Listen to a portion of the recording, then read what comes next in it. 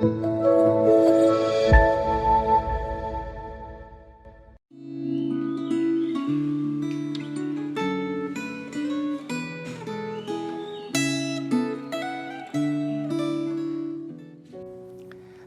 saudaraku yang dikasihi oleh Tuhan. Apa kabarnya hari ini? Senang sekali kita berjumpa lagi dalam Refleksi Gema. Mari kita berdoa, mohon pimpinan Tuhan. Tuhan, kami menyerahkan perenungan kami ke dalam tangan-Mu. Biar Tuhan yang membentuk kami jadi bejana indah untuk kemuliaan Tuhan. Lewat perenungan ini, kami makin mengerti dan memahami kasih Tuhan dalam hidup kami. Di dalam nama Tuhan Yesus, kami berdoa. Amin. Saudara yang dikasihi oleh Tuhan, hari ini saya akan membacakan Yeremia pasal 50, ayat 18-20 dan ayat yang ke-34. Sebab itu beginilah firman Tuhan semesta alam, Allah Israel. Sesungguhnya aku menghukum Raja Babel dan negerinya, seperti aku telah menghukum Raja Asyur. Tetapi aku akan mengembalikan Israel ke padang rumputnya, supaya ia makan rumput di atas Karmel dan di Basan, dan menjadi kenyang di atas pegunungan Efraim dan di Gilead. Pada waktu itu dan pada masa itu, demikianlah firman Tuhan, orang akan mencari kesalahan Israel, tetapi tidak didapatnya, dan dosa Yehuda, tetapi tidak ada ditemukannya.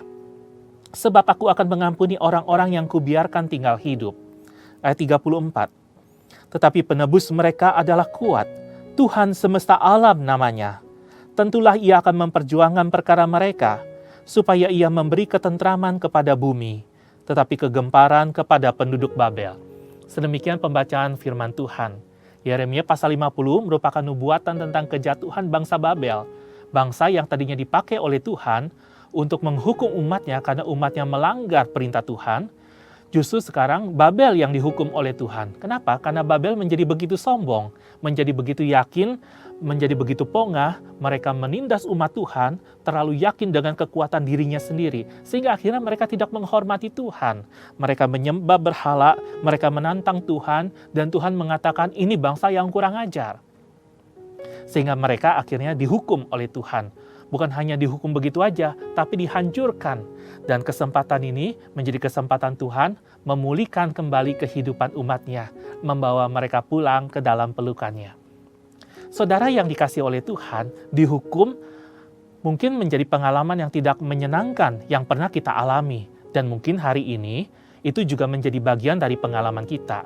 Kalau waktu kecil kita bikin salah, kita dihukum, kita disabet, lalu kita nangis kan?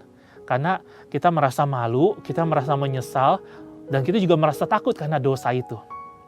Tapi ketika orang tua kita datang menghampiri kita, memeluk kita dan berkata, kamu salah, Papa hukum kamu, tapi Papa maafkan kamu. Apa yang menjadi perasaan kita? Tentu kita merasa senang, bukan? Karena apa? Kita yang tadinya bikin salah, diampuni, dipulihkan kembali, dipeluk, dikasihi lagi. Demikian juga dengan Tuhan kepada umatnya. Umatnya ini udah begitu sering menyakiti hati Tuhan. Tuhan punya banyak alasan untuk tidak mengasihi umatnya lagi. Tetapi Tuhan memilih untuk tetap mengasihi umatnya, untuk tetap memulihkan kehidupan umatnya. Inilah yang dialami oleh umat Tuhan, baik Israel ataupun Yehuda. Mereka dikatakan dalam kondisi yang serba tidak pasti kehidupannya. Tapi karena peristiwa kejatuhan Babel ini, mereka dikatakan mereka boleh kembali mencari Tuhan.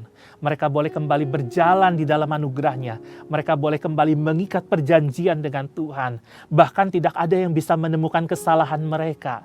Karena apa? Tuhan yang menjadi pembela mereka. Tuhan mengampuni mereka.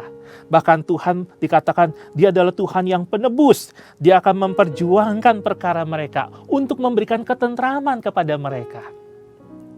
Inilah Tuhan yang kita percaya. Tidak ada Tuhan yang seperti Dia. Tuhan yang setia kepada janjinya. Tuhan yang memegang janji setianya sekalipun umatnya, sekalipun kita hari ini seringkali berpaling dari perjanjian kita dengan Tuhan. Kita bilang, Tuhan, aku mau setia kepadamu, aku mau percaya kepada Tuhan, aku mau belajar mempercayakan hidupku kepada Tuhan setiap hari.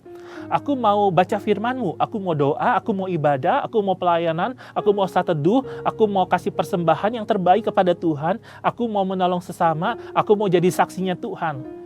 Itu yang sering kita janjikan kepada Tuhan, bukan? Namun seringkali dalam perjalanan hidup kita, yang kita lakukan sama seperti umat Tuhan, berjalan dengan kekuatan diri sendiri. Tidak cari pertolongan Tuhan, tapi cari pertolongan di dalam dunia yang sementara dan fana.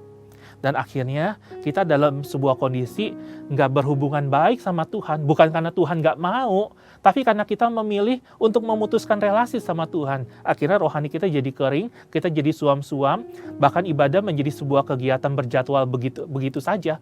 Nggak ada bedanya dengan orang yang tidak percaya kepada Tuhan. Dan justru dalam keadaan yang seperti itu, sama seperti yang dialami oleh umat Tuhan, Tuhan memecah kebuntuan itu. Karena Tuhan tahu umatnya nggak akan bisa bebas nih dengan kekuatan mereka sendiri. Harus aku yang intervensi. Harus Tuhan yang intervensi di situ. Dan itulah yang Tuhan lakukan. Bukan hanya kepada umatnya, tapi juga kepada saudara dan saya, bukan? Waktu dia mati di atas kayu salib untuk menebus dosa dan pelanggaran kita, itu menunjukkan bahwa dia setia kepada perjanjiannya kepada kita. Waktu dia bilang, aku mengasihi, dia betul-betul mengasihi sampai selama-lamanya. Waktu dia bilang dia benci dosa, bukan berarti dia benci pribadi kita. Dia benci dosa, dia harus hukum dosa. Tapi dia bersedia untuk memulihkan kehidupan kita, memperbaharui kita. Sehingga apa? Dia bukan cuma Allah yang berani menghukum. Enggak. Dia juga Allah yang bersedia untuk mengampuni dan memulihkan. Oleh sebab itu hukuman Tuhan bukan untuk menghancurkan. Hukuman Tuhan adalah untuk memulihkan.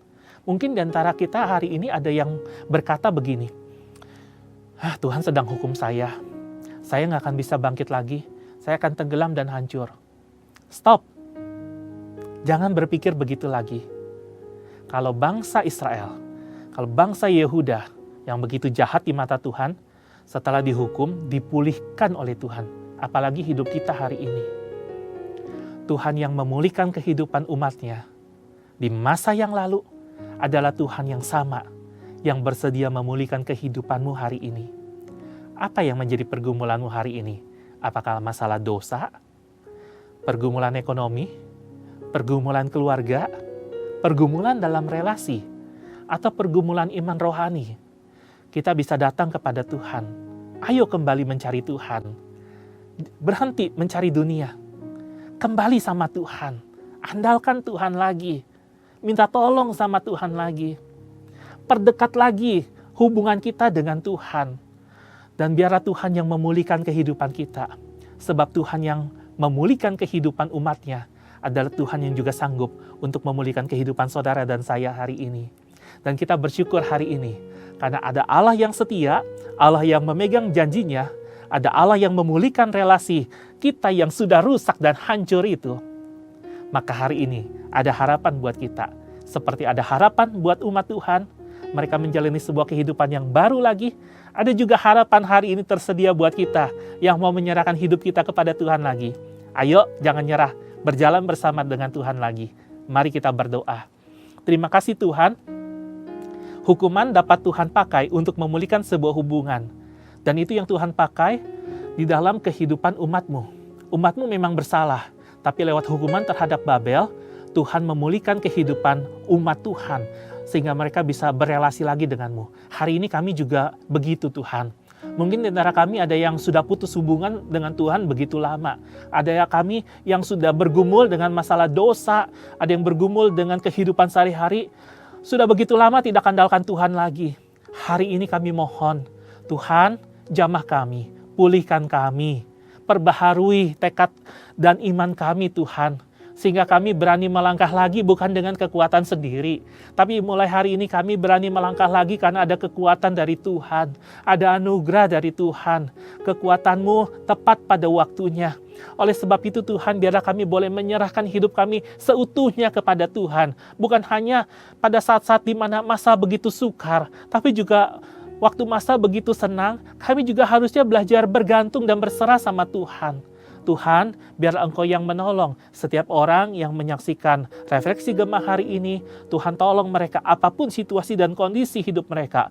Engkau adalah Allah yang setia. Engkau sanggup memulihkan kehidupan mereka. Perbaharuilah ya Tuhan. Berilah kami semangat lagi untuk berjuang bersama dengan Tuhan. Di dalam nama Tuhan Yesus kami berdoa. Amin. Tetap semangat menjalani hari ini. Tuhan Yesus menyertai.